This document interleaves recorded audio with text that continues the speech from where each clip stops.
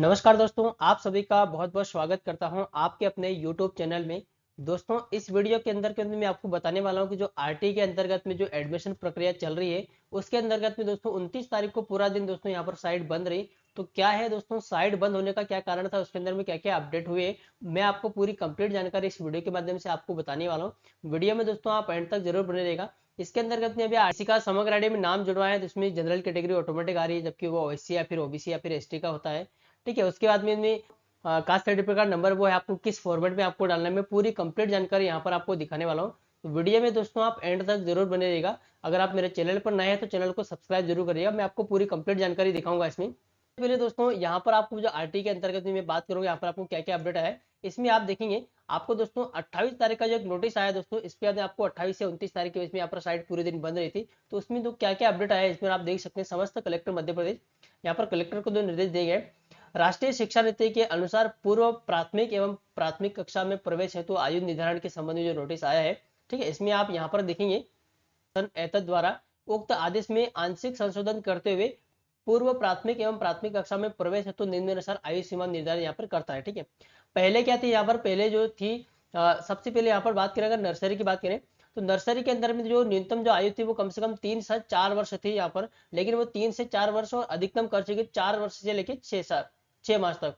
मतलब कि 3 साल से लेके 4.5 साल तक का जो बच्चा है वो नर्सरी में एडमिशन यहाँ पर ले सकता है। ठीक है, केजी 1 की अगर बात करें तो 4 से 5 साल तक पहले उम्र थी, अभी जो बढ़ाकर हो चुकी है 4 साल से लेकर 5.5 साल तक यहाँ पर उम्र कर चुके हैं। ठीक है, केजी 2 की बात करें यहाँ पर तो 5 साल से लेकर 6 साल पहले थी, अभी उसको अपडेट करते हुए यहाँ पर देखो 6.5 साल तक उन्हें कर दी। ठीक है, और कक्षा पहले की अगर बात करें तो 6 से लेकर 7 साल तक यहाँ पर एज उन्हें पहले दी थी, लेकिन उसको अभी संशोधन उसको अपडेट कर दिया है, उसमें लिखा 7.5 साल, मतलब कि 7 साल 6 महीने तक बच्चे जो है एडमिशन यहाँ पर ले सकता है। ठीक है, और बाकी इसमें लिखा कि शेष शर्तें यथावत रहेगी, मतलब की डेट थी वो भी बढ़ा दी, वो भी क्या डेट है मैं आपको पूरी जानकारी दिखाने वाला हूँ। तो सबसे पहले आरटी का जो मेन पोर्टल है इस पर आपको आ जाना है। उसके बाद में दोस्तों आपको ये होम वाला टीवी, इस पर आपको सिंपली कर देना है क्लिक।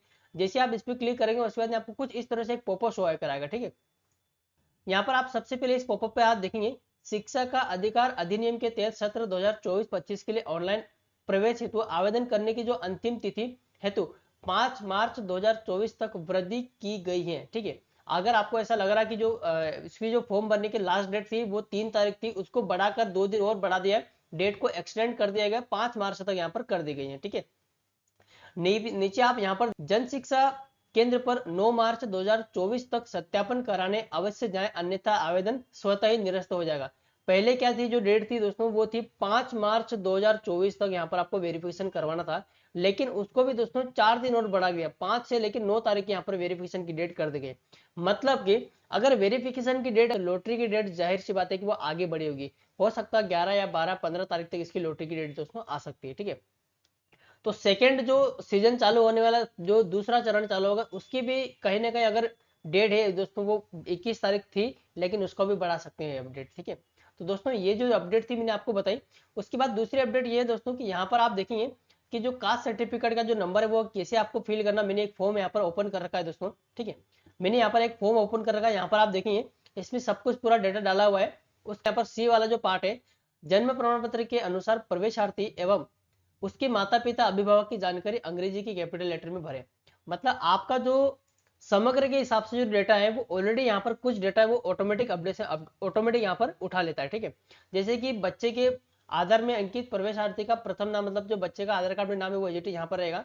ठीक है, उसका सरनेम यहाँ पर रहेगा, जो आधार कार्ड में जो डेट ऑफ बर्थ वो भी यहाँ पर ऑटोमेटिक रहेगा यहाँ पर। ठीक है, तो उसके बाद यहाँ पर देखिए जन्म प्रमाण पत्र में अंकित प्रवेशार्थी का प्रथम नाम यहाँ पर आपको पुनः डालना। ठीक है, मतलब कि आधार कार्ड में जो नाम है वो तो यहाँ डालना, लेकिन बर्थ सर्टिफिकेट में क्या नाम है वो भी यहाँ पर आपको डालना है। उसके बाद में सरनेम वो यहाँ पर आपको, डेट ऑफ बर्थ वो यहाँ पर आपको डालना है। ठीक है, यहाँ पर आप देखेंगे कि यहाँ पर जो लिखा है फीमेल कैटेगरी, ठीक है, फीमेल यहाँ पर लिखा है, फीमेल आपको यहाँ पर ऑटोमेटिक आपको फिल करना है।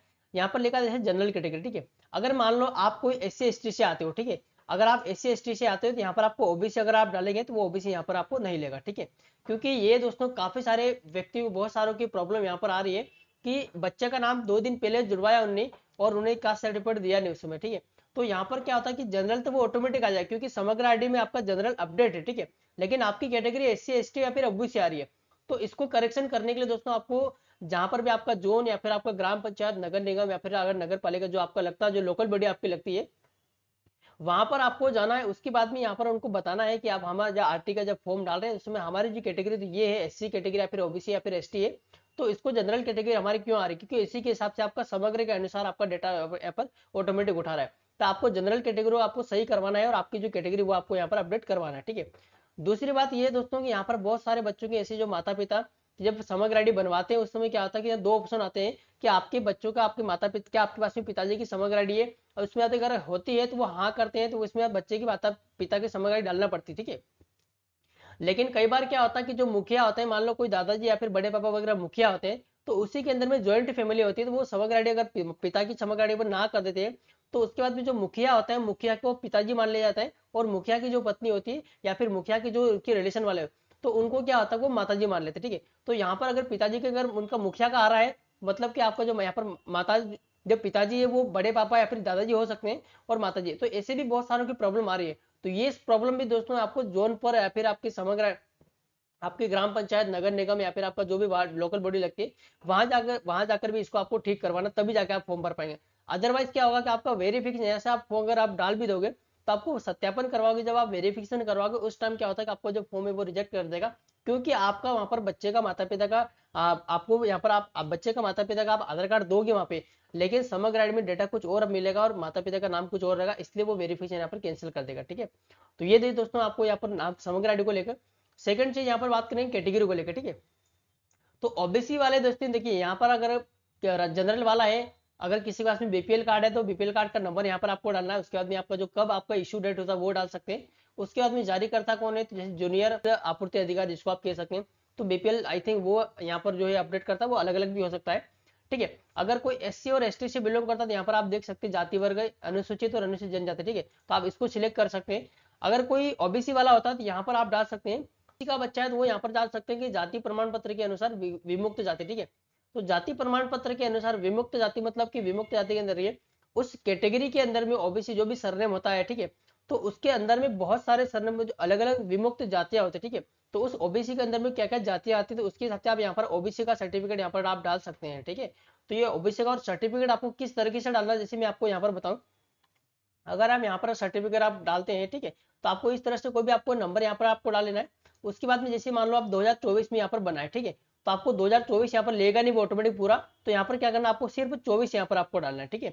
तो यहाँ पर आपको सिर्फ 24 आपको डालना है, इस चीज का आपको विशेष कर ध्यान रखना, ठीक है। उसके बाद में जो डेट है वो ले लेगा। यहाँ पर अगर आप ये जो स्लेश अगर आप नहीं लगाते, मान लो अगर आपने डायरेक्ट इस तरह से आपने डाल दिया, ठीक है, डायरेक्ट डाल दिया उसके बाद में आपको 24 कर दिया, तो ये वो ऑटोमेटिक मान्य नहीं करेगा, रिजेक्ट कर देगा, ठीक है। यहाँ पर आपको स्लेश लगाना है, स्लेश लगाने के बाद में यहाँ पर आपको इसको डालना है, उसके बाद में आपको 2024 आपको डालना है, ठीक है। अगर वो 24 यहाँ पर आपको नहीं लेता है, ठीक है, अगर वो 24 यहाँ पर आपको नहीं लेता है तो सिर्फ आपको 24 यहाँ पर कर देना है, ठीक है। तो इस तरह से आपका जिस भी आपको जब भी आपका बना होता है वही आपको डेट डालना है यहाँ पर, ठीक है।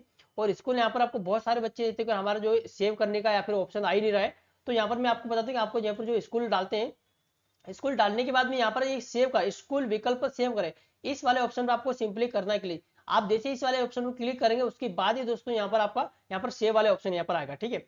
तो आपको सबसे पहले स्कूल सारे जो भी आपको स्कूल का कोड है वो डाल देना है। उसके बाद में यहाँ पर आपको स्कूल विकल्प पर सेव करें, इसको आपको करेंगे उसके बाद ही यहाँ पर आपको ऑप्शन आएगा, ठीक है। जब तक आप इसको सेव नहीं करेंगे तब तक आपको ऑप्शन यहाँ पर नहीं आएगा, ठीक है। और एक चीज और बता दूं कि यहाँ पर आप जो भी कास्ट सर्टिफिकेट लगाते हो या फिर आप बीपीएल कार्ड लगाते हो, जो भी आप लगाते हो तो वो दोस्तों यहाँ पर आपको अपलोड करना जरूरी है, ठीक है। तो यहाँ पर आपको अपलोड करना है, उसके बाद में बच्चे का फोटो यहाँ अपलोड करना, अपलोड करने के बाद में यहाँ पर आपका जो आपको नियरेस्ट जो भी आपका वेरिफिकेशन सेंटर होता है वो यहाँ पर आपको सिलेक्ट करना है, ठीक है। आप वेरिफिकेशन सेंटर यहाँ पर आपको सिलेक्ट कर लेना है। उसके बाद में आपको जो भी नियरेस्ट वेरिफिकेशन सेंटर लगता है वो यहाँ पर आपको जन शिक्षा केंद्र वहां जाना है, वेरिफिकेशन आपको करवा लेना है, ठीक है। तो दोस्तों आशा करता हूँ कि ये वीडियो दोस्तों आपको अच्छा लगा होगा। वीडियो अच्छा लगा दोस्तों तो वीडियो को लाइक करें, चैनल को सब्सक्राइब करें। ऐसे ही और भी इन्फॉर्मेशन के लिए वीडियो को लाइक करें और चैनल को सब्सक्राइब करें। मिलते हैं नई किसी और वीडियो के साथ में, तब तक के लिए धन्यवाद। जय हिंद।